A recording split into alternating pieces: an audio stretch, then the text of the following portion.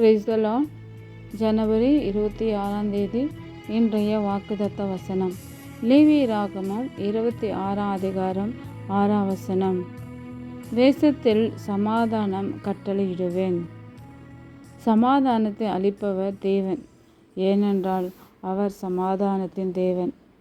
இஸ்ரவேல் ஜனங்கள் வனாந்தரத்தில் பிரயாணமாய் இருக்கும்போது ஆண்டவர் அவர்களுக்கு முன்பாக சென்று கானான் தேசத்தில் இருக்கிற எல்லா ஜனங்களையும் ராஜாக்களையும் துரத்தி இஸ்ரவேல் ஜனங்களுக்கு அந்த தேசத்தை சுதந்திரமாக கொடுத்தார். அவர்களுக்கு சமாதானத்தை அருளினார்.